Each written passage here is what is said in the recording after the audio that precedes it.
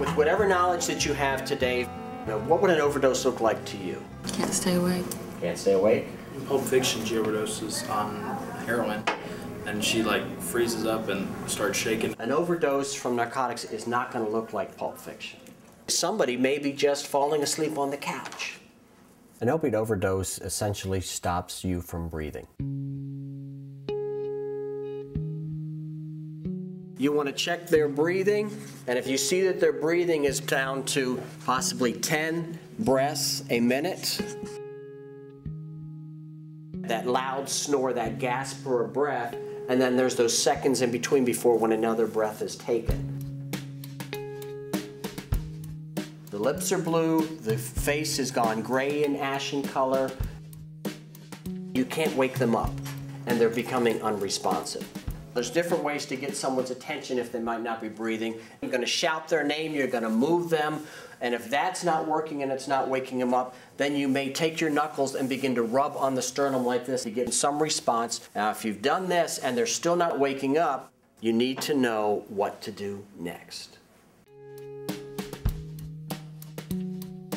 You want to prop their head back, make sure that everything is clear within their mouth and nose area, and clamp the nose, and you just put your mouth over their mouth and take 2 or 3 breaths into their body. Just blow in. 2 to 3 breaths in.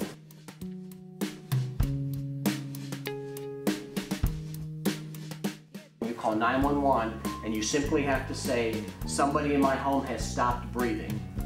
If you've done the rescue breathing and they're still not responding, and you're saying, I need to do something more, you're going to go after your naloxone.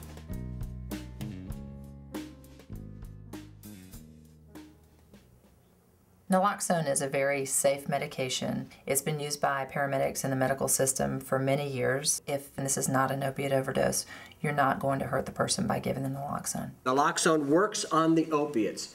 It does not work on, again, the benzodiazepines. Valium that you've probably heard about, Xanax, Klonopin, and Ativan.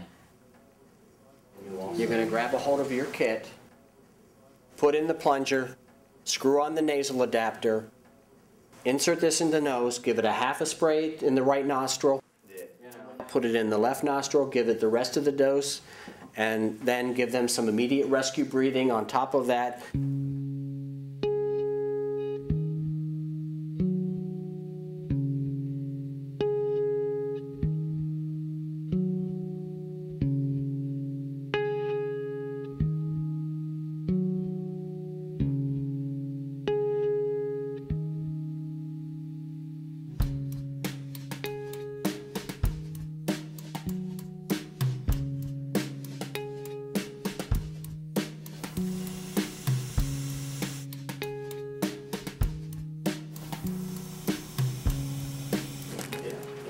In your kit, there are 2 vials of naloxone. There's one, of course, you're using initially, and if you find out after about 2 or 3 minutes that it has not had any effect, you want to administer that second one to make sure that there's enough naloxone to stop the effect of the opiate.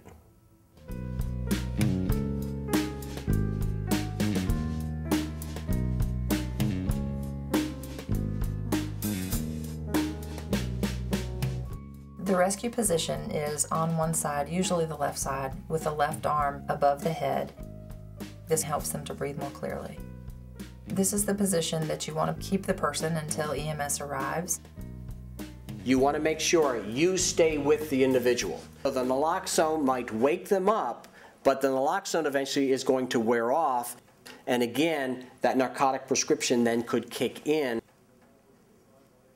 Even if you give the naloxone and the person who has overdosed becomes conscious, it's still important to get EMS to the scene as soon as possible. The opiate that had been in their system relieving their pain is no longer working, therefore they might have pain. They could have some symptoms of opiate withdrawal, and they may be very uncomfortable. If there's been an incident where your naloxone had to be used either on you or someone else, contact Project Lazarus. When you do that, we'll instruct you on how to get your refill, where to replace it if you've lost it or it's expired. We will make sure that you have the proper naloxone supply within your house. That could have helped a lot if I had known what the signs and the symptoms were I would have done something about it before it went too far that afternoon or something before he laid down.